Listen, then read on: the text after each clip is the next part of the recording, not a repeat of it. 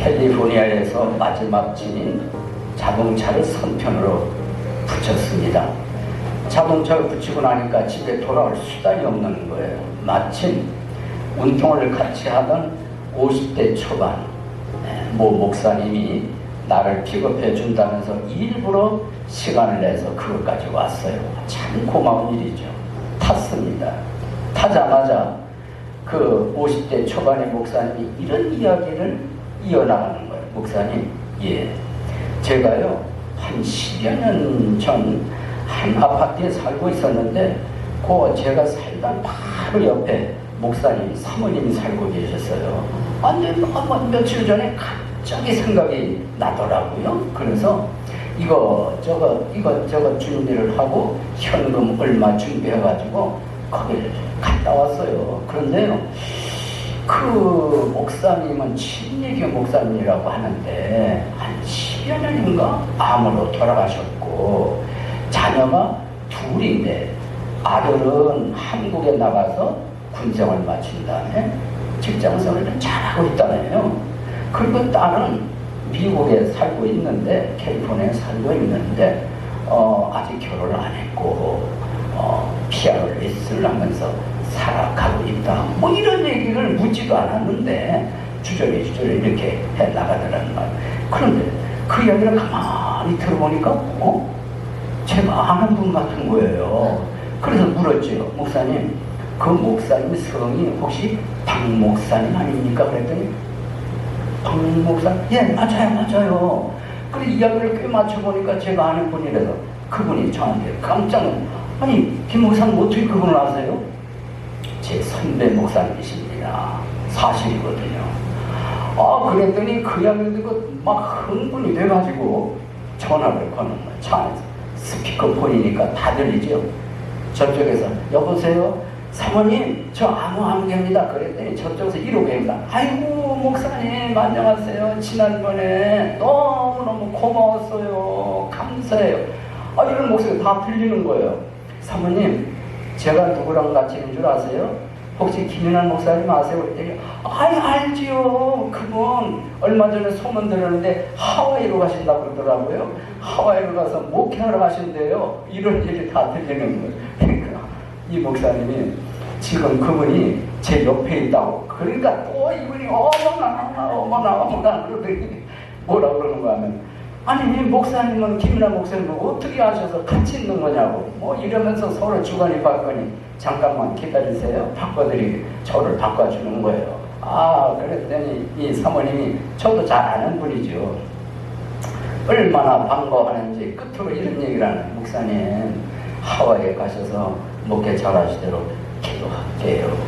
어떻게 힘이 되는지 어떻게 위로가 되는지 그렇게 해서 대화가 끝났는데 그 목사님은 교회 안에서는 물론 주변에 홀로 힘들게 어렵게 살아가는 노인네분들을 잘 찾아가요. 그렇게 누가 시켜서도 아니요.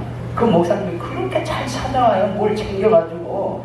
그래서 이렇게 보니까 캘리포니아 내 주변에 데서는 그렇게 하는 게 아니라 아이고 이 손길이 멀리도 뻗어 있더라고요. 멕시코 국경에서 멀지 않은 고아원 양문을 1년에 몇 차례씩 찾아가더라고요. 자동차에다 뒤트럭에다 그냥 가득 채워가지고 그렇게 찾아갔다 와요. 그런데 이분이 부자가 아니에요. 돈이 많은 게 아니에요.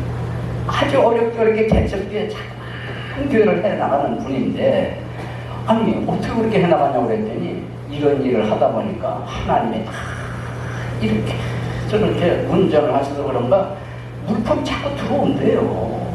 이렇게 저렇게 그거 모아가지고 돈 얼마 못해가지고 그런 일을 하는 것을 제가 옆에서 톡톡히 보았거든요.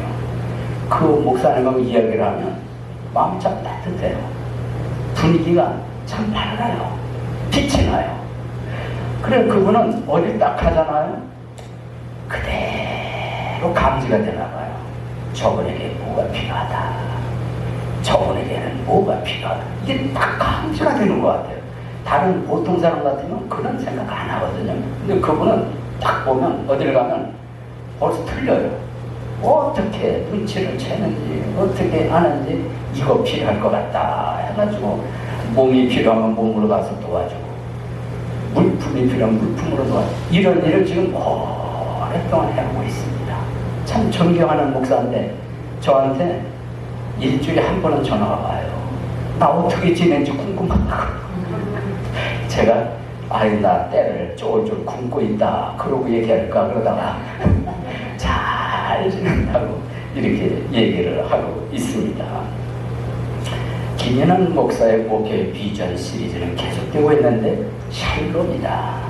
지난주에는 예수님 닮기 성화에 대한 말씀을 드린 바 있습니다. 오늘은 샬롬의 5번째 글자 O, 아우트리치, 구제, 봉사, 나눔, 섬김이라는 이런 의미를 포함하고 있습니다. 저는 이것을 뭉뚱그려서 구제라는 제목으로 이 시간 저와 여러분이 말씀으로부터 은혜도 받고 교훈을 받고자 합니다. 첫째로 구제에 대한 하나님의 말씀을 알아보겠습니다. 성경은 여러 곳에서 이와 관련된 말씀을 해주세요. 제일 먼저는 성경은 구약과 신약이 있는데 구약에도 놀랍게도 이러한 부분에 대한 확실한 말씀을 주셨습니다. 구약 율법에 명시되어 있는 신명기 15장 7절로 11절인데 좀 길어요. 그렇지만 귀를 쫑긋 하시고 한번 들어보시기를 바랍니다. 주 내 하나님께서 내게 주시는 땅은 내 성문들 중 어떤 성문 안에서든지 내 형제들 중 가난한 사람이 너희 가운데 있거든 너는 내 마음을 강팍하게 하지 말고 내 가난한 형제로부터 내 손을 첩지 말며 그에게 내 손을 넓게 펴서 그가 원하는 대로 그의 필요를 위해 넉넉히 구워주라. 너는 조심하여 내 악한 마음속에서 이런 생각을 품지 마라. 곧 이르기를 7째 해 면제하는 해가 가까이 왔다 하며 내 가난한 형제를 향해 눈을 악하게 뜨지 말지니 그에게 아무것도 주지 아니하면 그가 너를 대적하여 주께 부르짖으리니 그것이 내게 죄가 되리라. 너는 반드시 그에게 줄 것이요 그에게 줄 때 내 마음에 근심하지 말지니 이 일로 인하여 주 내 하나님께서 내 모든 일과 내가 손을 대는 모든 것에서 내게 복을 주시리라. 가난한 자가 그 땅에서 결코 그치지 아니하리라. 그러므로 내가 내게 명령하여 이르노니 너는 내 땅에서 내 형제와 내게 있는 가난한 자와 궁핍한 자에게 내 손을 넓게 펼칠지니라. 좀 길지요? 그렇지만 잘 들으셨지요? 핵심은 뭘까요? 가난한 자, 궁핍한 자에게 손을 접지 말아라. 펴라. 피게 넓게 펴라. 근심하지 말아라. 왜? 하나님이 다 책임져준다. 염려하지 마라. 눈을 악하게 뜨지 말라고 그랬어요. 강박한 마음을 갖지 말라고 그랬어요. 구제하는 마음을 품으면 하나님이 그거 다 아시고 채우시고 축복을 주신다. 이런 내용의 말씀인 것입니다. 그러니까 구제는 구약 성경에서 법으로 아주 명시가 되어 있습니다. 그런가 하면 신약으로 와서 우리 예수님은 어떻게 말씀하셨을까요? 마태복음 5장 42절 내게 구하는 자에게 주고 내게 빌리고자 하는 자를 너는 물리치지 말아라. 이런 말씀을 하셨습니다. 이 말씀은 산상보훈 말씀하시는 가운데 이어진 말씀이시죠. 가난한 자를 외면하지 말라. 그런가 하면 주어라. 그리하면 너에게 줄 것이니 곧 후히되어 누르고 함께 흔들고 넘치가야 사람들이 너희 품에 안겨주리라. 누가복음 6장 38절에서 말씀해 주셨습니다. 요약을 하면 주려는 거예요. 나누어 주려는 거야. 곧 구제하라는 말씀입니다. 조금 전에 읽어드렸던 예수님이 후히되어 넘치게 안겨준다는 말처럼 이거 아주 실감하는 사람이에요. 어렸을 때 시골에서 자랐거든요. 거기 보면 곡식 사든지 팔든지한테 말이 되는 게 있어요. 아시나요? 혹시 말? 그러면 이제 사러 왔으면 이 말로 살 경우에 말에다가 이제 쌀을 이렇게 담습니다. 근데 어떤 사람은 이렇게 해요. 이게 담잖아요. 그 다음에 탁 흔들어요. 쑥쑥 들어가요. 그럼 이래 보면 진짜 들어가요. 안 흔드는 사람은 어떻게 될까요? 자는 게 유익이지. 그러니까 이렇게 간 다음에 이렇게 흔들어. 어떤 사람은 또 들었다 탁 내려라. 쑥 들어간다. 그 다음에 또 부어. 그럼 잠깐 아닙니까? 예. 어떤 사람은요, 아주 인생각이 그지 없는데, 말그대가 차면 요만한 막대기 가지고 싹 밀어요. 밀죠? 응. 그런데 어떤 사람은 막대기를 미는 게 아니라 손으로 밀어. 어떻게, 이렇게 구부려. 그럼 싹 깎여나가요. 자기의 지키라는 말이에요. 그러나 어떤 사람은 흔들고 누르고 또 채워. 그리고 깎는 게 아니에요. 수북이 채워. 더 이상 안 떨어질 때 이렇게 안겨준다는 거예요. 이게 그 뜻이에요. 누가 이렇게 하는가? 주는 사람한테 하나님이 그렇게 하신다는 말씀에 어때요? 멋있지요? 네? 신나지요? 그러니까 주면 다 잘 되는 거예요. 안 되면 나는 살고 상대방은 어려워지는 거예요. 하나님은 다 같이 사는 방법을 구제를 통해서 우리에게 주신 줄로 믿습니다. 그런가 하면 이 구제에 대해서 구제하는 신앙은 순수한 신앙이라는 평가를 내렸습니다. 바로 예수님의 이복 동생이라고 불리는 야고보라는 분이 그렇게 말씀하셨어요. 1장 27절입니다. 하나님 곧 아버지 앞에서 순수하고 더럽지 않은 신한 행위는 이것이니 곧 고난 중에 있는 아버지 없는 자들과 과부들을 돌아보고 세상으로도 자기를 지켜 더럽혀지지 아니하는 것이니라. 이렇게 말씀하셨습니다. 신앙생활을 하려면, 기왕에 신앙생활을 하려면 순수한 신앙, 더러운 신앙이 아닌 깨끗한 신앙이 되어야 할 줄로 믿어요. 뭘 어떻게 하면 그렇게 되는가? 우선 자기를 잘 지켜서 세 속에 물들지 아니하도록 해야 돼요. 그럼 깨끗한 순수한 신앙이 되는 거죠. 여기 덧붙인 게 야고보는 말씀하기를 이렇게 했어요. 고난 중에 있는 아버지 없는 자들, 그리고 과부들을 돌아보는 신앙, 이것이 개역성경에서는 경건한 신앙이라고 번역을 했어요. 우리 킹제임스 버전에서는 이게 순수한 신앙, 깨끗한 신앙이라고 번역을 했습니다. 성도 여러분, 구제는 이런 평가를 받을 수 있도록 성경은 약속을 하고 있습니다. 우리들 중에 여러분이 구제하는 손이 있고 구제하는 발이 있다면 그것은 보나마나 하나님께서 깨끗한 신앙, 순수한 신앙으로 평가해 주실 줄로 믿습니다. 성도 여러분, 우리 같은 야고보서를 읽어볼 것 같으면 이러한 언급이 기록되는 게 있어요.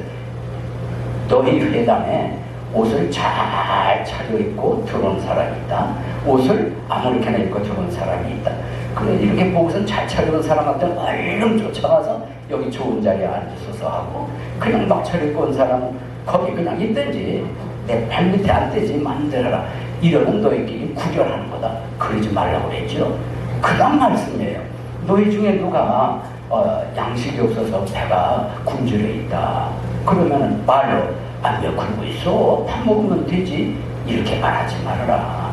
헐벗은 자가 있다. 그거 춥지 않아? 옷을 입어야지 왜 그러고 있어? 그런 식으로 말하지 마라. 말은 소용없다. 행동으로 필요를 채워주라는 거야. 배고프면 음식을, 헐벗고 이 옷을 벗고 있으면 입을 수 있는 옷을 줘라. 이것이 살아있는 믿음이다. 그랬습니다. 성도 여러분, 야고보가 가르치려고 한 게 뭘까요? 경건한 신앙, 말로 되는 게 아니다. 그리고 순수하고 깨끗한 신앙, 말로 한 게 아니다. 행동, 실천이 따르는 살아있는 믿음이라는 것입니다. 우리는 돌아가신 하나님 믿는 것이 아니라 살아계신 하나님을 믿는 사람들입니다. 그분을 믿으니 살아있는 믿음을 보이는 것이 합당한 자세가 되는 줄로 믿으시기를 바랍니다. 그게 구제예요. 삶 속에 나타날 수 있는, 얼마든지 보일 수 있는 구제의 모습이 되는 줄로 믿습니다. 이번에는 사도 바울께서 하신 말씀을 찾아보고 싶습니다. 디모데전서 6장 17절 18절에 이 세상에서 부유한 자들에게 명하여 그들이 마음을 높이지 말고 확실치 않은 재물을 신뢰하지도 말며 오직 살아계신 하나님 곧 우리에게 모든 것을 풍성히 주사 누리게 하시는 분을 신뢰하게 하고 또 선을 행하게 하며 선한 일들에 부여하고 베풀기를 좋아하고 기꺼이 나누어주게 하라. 이런 말씀이 기록되어 있습니다. 이것은 사도 바울이 목회자 디모데에게 너는 교회에서 좀 재물이 있다고 하는 사람들, 재산이 있다고 하는 그리스도인들을 요걸 가르쳐라 그랬어요. 그러니까 정함이 없는 재물에 마음을 쏟지 말고 하나님께 두덕해라. 그리고 있는 걸 가지고 좀 나누도록 기꺼운 마음으로 이렇게 하면서 살아가도록 가르쳐라. 디모데에게 목회서에서 말씀해 주신 것입니다. 그런가 하면 히브리서 기록자는 13장 16절에서 이런 말씀을 해 주셨습니다. 오직 선을 행하는 것과 나누어 주는 것을 잊지 마라. 하나님께서는 이 같은 희생을 매우 기뻐하시느니라. 그래서 구제는 하나님이 매우 기뻐하신다고 그랬습니다. 우리의 믿음의 궁극적인 목적은 하나님께 영광 돌리는 것이지요. 전제의 목적이 그것이지요. 기쁘게 해드리는 것이지요. 그것이 구제가 그렇게 할 수 있다고 히브리서 기자는 말씀해 주셨습니다. 이 외에도 솔로몬 임금, 지혜왕 솔로몬 왕께서는 이런 말씀을 했어요. 잠언 28장 27절에 가난한 자에게 주는 자는 부족하지 아니하게 된다. 주면 부족할 것 같은데 부족하지 않게 된다는 거예요. 그런가 하면 가난한 자를 불쌍히 여기는 자는 주님께 빌려주는 것이 되나니 그 베푼 것을 그분께서 다시 그에게 갚아주신다 그랬습니다. 그런가 하면 흩을지라도 여전히 불어나는 일이 있고 지나치게 아낄지라도 가난에 이르는 일이 있느니라. 이런 말씀을 해 주셨습니다. 그런 의미에서 성도 여러분, 구제라고 하는 것은 사람 사는 세상에서 꼭 기억하고 살피고 실행해야 될 것을 성경은 가르치고 있는 것입니다. 구제하는 자는 위에 계신 하나님이 책임을 져주신다. 이게 약속입니다. 갚아주신다. 약속입니다. 복을 주신다. 약속인 것입니다. 다 함께 살 수 있는 길 그것. 오늘 배우고 있는 듣고 있는 구제라고 하는 사실 저와 여러분이 우리의 신비에 새겨할 줄로 믿습니다.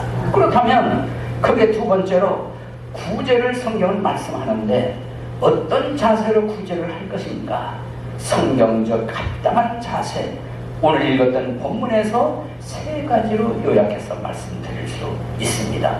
마태복음 6장 1절에 보면 사람에게 보이기 위해서 구제하지 마라 그랬습니다. 읽어볼까요?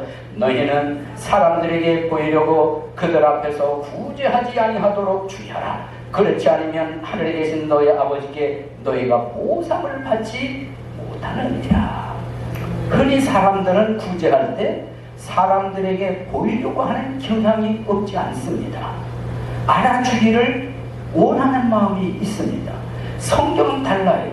주님은 다릅니다. 너희가 구제할 때 사람들에게 보이기 위해서 구제하지 않도록 주의하라. 이런 말씀을 하셨습니다. 요게 구제하는 자세 첫 번째입니다. 둘째는 사람의 영광을 얻으려고 나팔 불지 말라고 그랬어요. 우리 2절 말씀 다 같이 한번 읽어보도록 하겠습니다. 마태복음 6장 2절 시작. 그러므로 너희는 구제할 때에 위선자들이 사람들로부터 영광을 얻으려고 회당과 거리 사는 것처럼 내 앞에 나팔을 불지 말라. 진실로 내가 너희에게 이르노니 그들은 자기들의 보상을 받았느니라. 나팔 불지 말라고 그랬습니다. 무슨 뜻일까요? 떠벌리지 마라. 자랑하지 마라. 알리지 마라. 그러나 어떻습니까? 세상 사람들은 구제할라 치면 내가 누구에게 한다, 매스컴을 동원한다, 사진을 찰칵 찍는다, 이렇게 하잖아요. 이것은 주님의 말씀에 이렇게 비춰보면 성경적 구제 자세는 아니다라는 거예요. 그렇게 하지 마라. 나팔 불지 마라. 영광 얻으려고 하고 나팔 불지 마라. 우리도 그런 자세를 준용해야 되는 줄로 믿습니다. 그런데 이렇게 떠벌리고 자랑하고 이렇게 하는 것을 사두개인들, 서기관들은 그렇게 하는 걸 실제로 좋아했거든요. 그 모습을 보시고 너희가 구제할 때는 요거 조심해라. 그러면서 세 번째 자세를 말씀하시는 거예요. 3절 말씀을 다 같이 한번 읽어보겠습니다. 시작. 오직 너는 구제할 때 오른손이 하는 것을 내 왼손이 모르게 하여 너의 구제하는 일이 은밀한 가운데 이루어지게 하라. 그 다음을 보시면 그리하면 은밀한 가운데 보시는 네 아버지께서 친히 네게 드러나게 갚아 주시리라 말씀하셨습니다. 여기에 오른손이 구제를 하면 왼손이 모르게 하라. 그런데 실제 모를까요? 알지요. 그걸 왜 모르겠습니까? 이 말의 진정한 의미는 그만큼 은밀하게 하라, 은밀하게 하라, 이런 말씀인 것입니다. 이것이 예수 그리스도께서 구제할 때 하나님이 기뻐하시는 자세다. 이런 자세를 가지고 구제하라고 말씀을 했습니다. 이런 말씀을 하신 예수님 당시 서기관들, 바리새인들을 포함한 유대인들은 사람이 하나님으로부터 경건한 요소를 가지려면 세 가지를 꼽았어요. 경건한 요새 세 가지, 그 중에 하나는 구제예요, 기도예요, 금식이에요. 그래서 산상보훈을 쭉 읽어나가 보면 구제에 대한 말씀하시죠, 기도할 때는 어떻게 하라고 말씀하시죠, 금식할 때는 어떻게 하라고 말씀하시지 않습니까? 경건의 3요소를 꼽는 가운데 제일 먼저 언급하신 것이 구제에 대한 말씀이십니다. 성도 여러분, 세 가지 자세를 우리 마음에 새길 수 있기를 바랍니다. 사람에게서 알도록 하지 마라. 영광 얻으려고 나팔 불지 말아라. 은밀하게 하라. 은밀하게 해도 은밀하게 한 그것을 은밀한 중에 보신 하나님이 아시고 친히 내게 갚아주신다. 믿으시면 아멘. 아멘. 그렇습니다. 이런 구제의 자세를 우리가 가짐으로 인해서 우리가 주의 몸된 샬롬 교회에서 교회 내에 그런 사람이 있는지, 혹은 내가 살던 이웃에 그런 사람이 있는지, 그리스도의 심정을 가지고 그리스도의 손, 구제하는 손을 펼칠 수 있는 저와 여러분이 지속적으로 나타날 수 있게 되기를 바라는 것입니다. 마지막 세 번째는, 성경에는 놀랍게도 구제한 사람들이 많이 나타나 있습니다. 않지만 몇 사람만 제가 소개를 해드리고 단체도 몇 군데만 소개를 해드리겠습니다. 그 중에 하나가 뭐니 해도 초대교회, 그러면 예루살렘 교회를 꼽을 수가 있습니다. 사도행전 2장 45절로 47절 말씀입니다. 역시 제가 읽겠습니다. 자기 소유와 재산을 팔아 각 사람이 필요대로 모든 사람에게 나눠주며 또 날마다 한 마음이 되어 성전에 거하고 집에서 집으로 돌아가며 빵을 떼면서 단일한 마음으로 즐겁게 자기들의 음식을 먹고 하나님을 찬양하며 온 백성에게 호감을 얻으니 주께서 구원받아 할 자들을 날마다 교회에 더하시니라. 예루살렘 교회가 초대교회라고 흔히 부릅니다. 그런데 그때나 지금이나 어느 곳이든 잘 사는 사람이 있고 못 사는 사람이 있어요. 똑같지를 않습니다. 예루살렘 교회도 어려움 겪는 사람이 한두 사람이 아니었습니다. 그래서 좀 비교적 잘 사는 사람은 자기들의 소유를 팔고 가지고 교회로 옵니다. 그러면 사도들 앞에 두면 사도들이 필요한 사람 누군지 다 알아가지고 적당한 분량을 공평하게 이렇게 나눠준다는 것이거든요. 이게 예루살렘 교회 성도들이 그렇게 했다는 말씀입니다. 지금은 어떨까요? 환경은 비슷해요. 우리 중에도 어려운 사람이 있을 수 있고, 우리가 살고 있는 지역에 또는 주변에 어렵게 살아가는 사람이 있을 수 있습니다. 얼마 전에 우리 교회 곳으로 이동을 하고 있었거든요. 이동을 하는데 옆에 앉은 형제님이 그런 얘기를 해요. 목사님, 아주 제가 처음에 왔을 땐 여기 뭐 홈리스를 제가 못 봤거든요. 근데 중심가 나보면 홈리스가 있더라고요. 그런 얘기를 하는 거예요. 어느 나라건 어느 도시건 잘 사는가 하면 못 사는 사람 이게 말이 아니에요. 예수님 당시도 있었고 지금도 있습니다. 우리는 이런 사실을 기억하면서 샬롬 진리교회가 지역사회 알게 모르게 인정과 칭찬과 호감을 얻는 비결은 그리스도의 마음을 가지고 구제의 손을 펼칠 때 이런 놀라운 현상이 나타나게 될 줄로 믿습니다. 그런가 하면 예루살렘 교회뿐만 아니라 안디옥 교회라고 들어보셨죠? 사도행전에 나와요. 사도행전 11장 29절에 이에 제자들이 저마다 자기 능력대로 유대에 거하던 형제들에게 구호금을 보내기로 결정하고 또 그것을 실행하여 구호금을 바나바와 사울의 손에 맡겨 장로들에게 보내니라. 기억하세요? 어느 교회라고 그랬죠? 안디옥 교회. 아니 뭐 때문에 이 예루살렘 교회에 구호금을 보냈을까요? 요걸 먼저 기억합시다. 예루살렘 교회가 제일 먼저 세워진 교회고요. 그 다음에 복음이 널리 퍼지는 가운데 안디옥이라는 교회가 세워지게 됐습니다. 근데 바로 얼마 전에 그 앞구절을 보면 이런 말씀이 있습니다. 클라우디우스 시대에, 카이사르 클라우디우스 시대에 큰 기근이 들어서요. 어떤 사람이 예언을 했거든요. 앞으로 큰 기근이 있을 것이다. 이때 기근이 들었어요. 여러분, 기근이 들면 삶이 어려워지잖아요. 가난하게 되잖아요. 예루살렘 교회가 직격탄을 맞은 겁니다. 그러니까 안디옥 교회는 성도 이 소문을 듣고 어떻게 보면 모교회나 다름이 없는 거지요. 예루살렘 교회가. 그래서 성도들끼리 서로 의논을 해요. 우리가 미국에 있으면 안 되겠다. 우리도 뭐 여유는 없지만은 우리 구호금을 좀 모아보자. 그래 결정을 했어요. 모았어요. 그리고 나서 모은 구호금을 전달을 하는데 누구 편에 전달했는가? 여기 나오지요. 바나바와 사울 편에 보냈습니다. 누구에게? 예루살렘 교회 장로들에게 구호금을 보낸 것입니다. 어려울 때에 기억을 하고 외면하지 아니하고 교회가 모아서 십시일반으로 모아서 구호금을 전달해 주는 것을 성경은 우리에게 가르쳐 주었습니다. 여러분, 이 교회들이 이렇게 구호하는 일을 보여주었을 뿐만 아니라 개인의 구호하는 일도 성경은 말씀해 주고 있습니다. 그 중에 대표적인 인물이 사도행전에 나오는 도르가라고 하는 제자입니다. 사도행전 9장 36절입니다. 여러분 찾을 수 있으시다면 사도행전 9장 36절을 이 시간 다 같이 한번 찾아주시기 바랍니다. 사도행전 9장 36절입니다. 사도행전 9장 36절. 함께 읽으실까요? 시작. 이제 욥바에 다비다라 하는 어떤 제자가 있었는데 그 이름을 번역하면 도르가더라.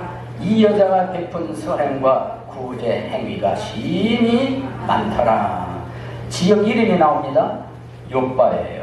이 욥바라는 지역은 예루살렘으로부터 서북쪽으로 약 55km 정도 떨어져 있는 지중해 연안의 해안 도시고 지금은 야파라고 불리고 있습니다. 그런데 여기 등장하는 여성의 이름이 다비다라고 나오잖아요. 다비다는 히브리식 이름이고 도르가는 동일한 인물의 이름인데 헬라, 그리스식 이름으로 이해하면 되겠습니다. 신분이 나와요. 여제자라고 나옵니다. 이걸 보면 예수님의 제자로서의 믿음 생활을 아주 모범되게 하는 사람이었다는 걸 알게 됩니다. 그런데 어느 날 이 여자가 병이 들었어요. 병이 들고 끝난 것이 아니라 병 때문에 죽었습니다. 시신을 씻어서 다락방에다 뉘어놨습니다.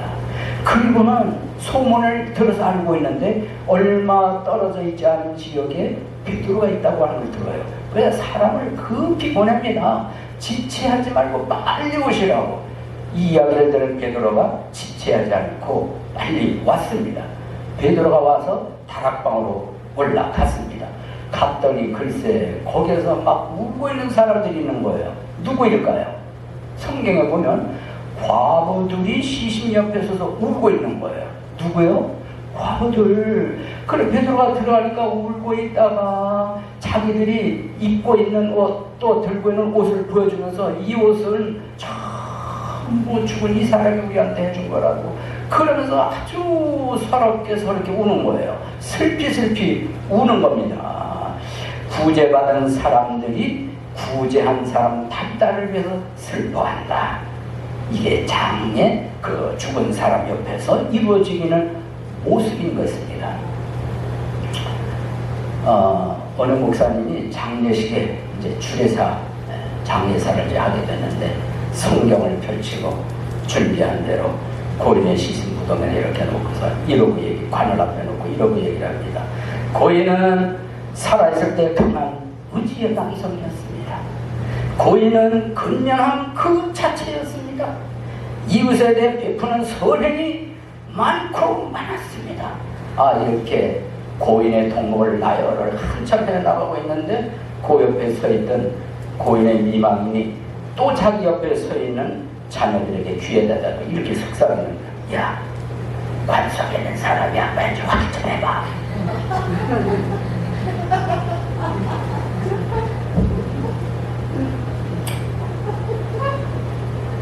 저도 세상 떠나고 여러분도 세상 떠날 거예요. 그러면 그 다음에 누군가가 오겠지요.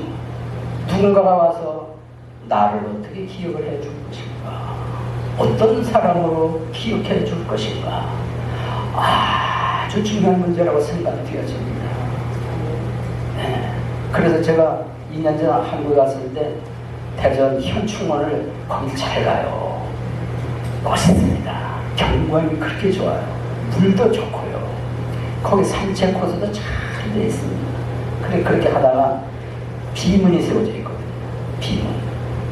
이렇게 보고 저렇게 보고 쭉 읽어나가면요, 거기가 산 교육장이에요.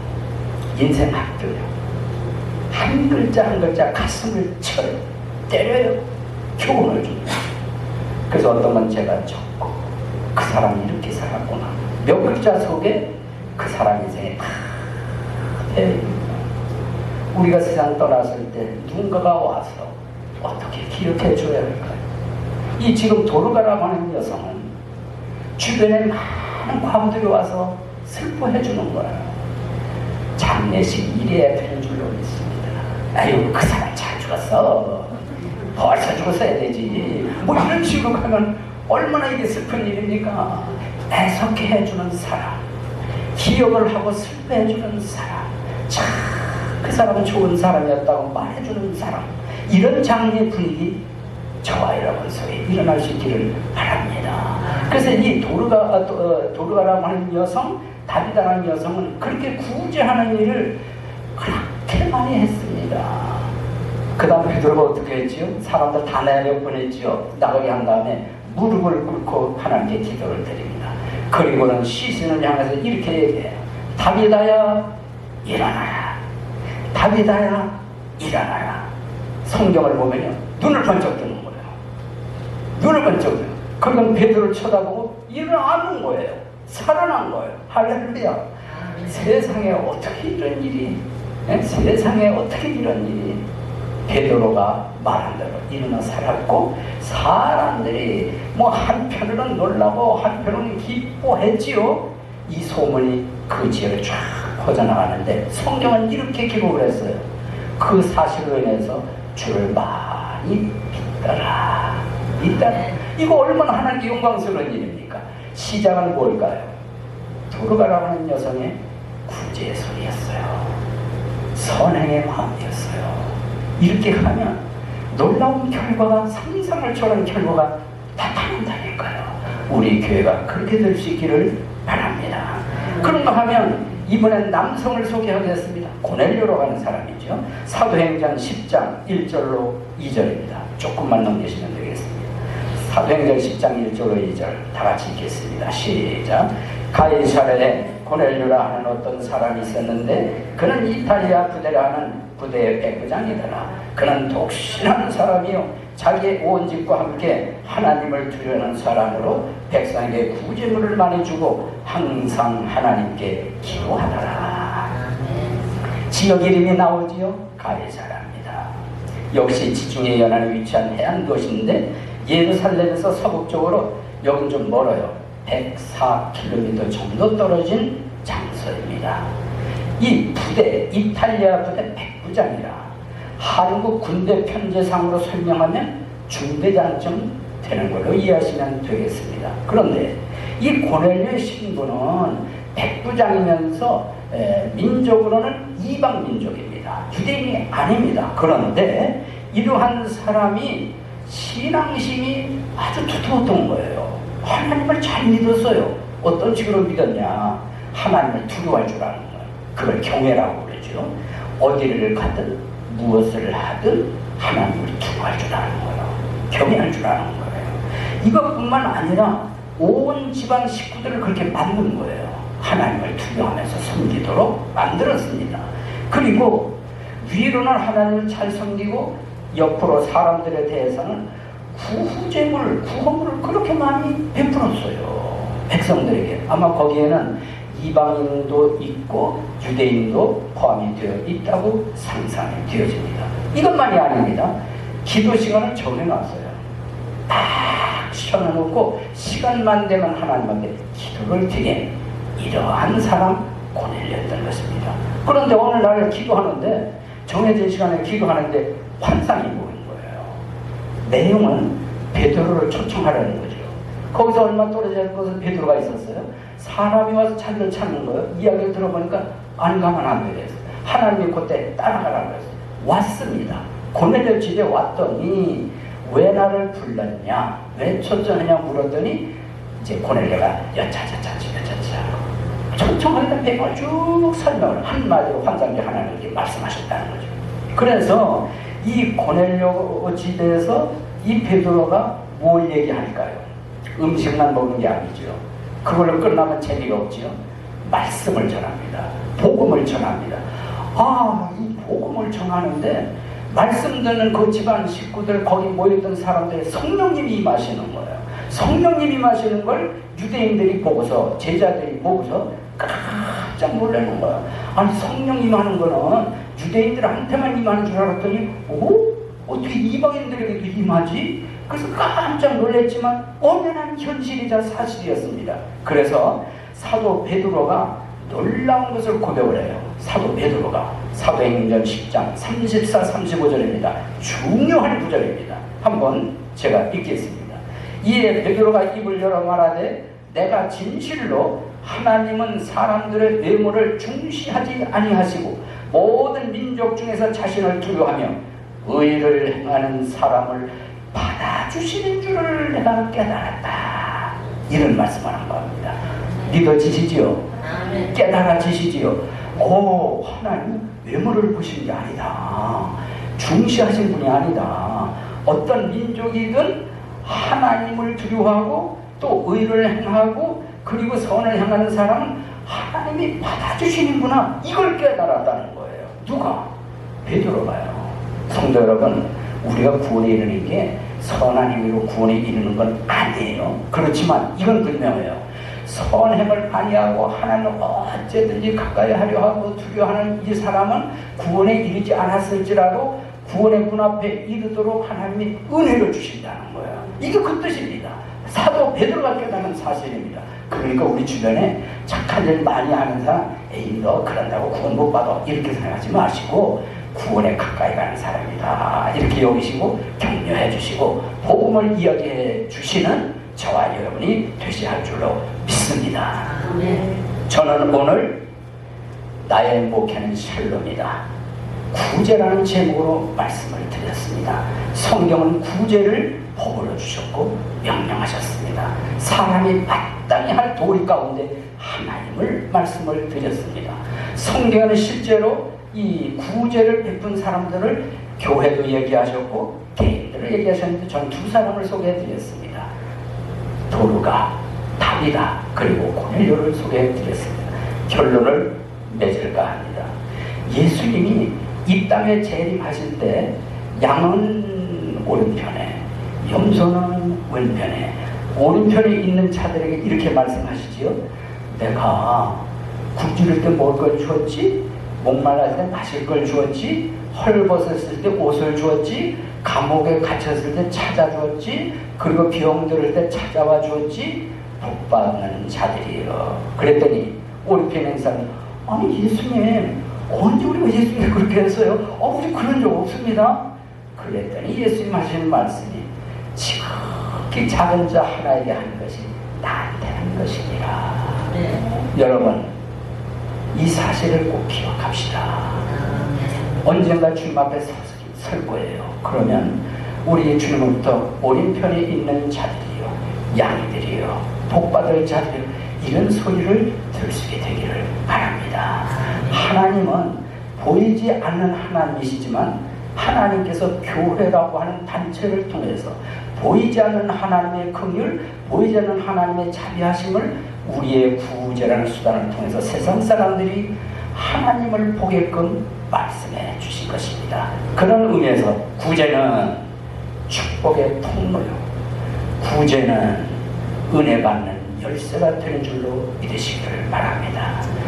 순수한 신앙, 견고한 신앙의 한 모습이라는 것을 우리 마음속에 새기시면서 우리 샬롬 침례교회가 지역사회, 교회 내에 좋은 구제 역할을 할 수 있기를 주님의 이름으로 축복합니다.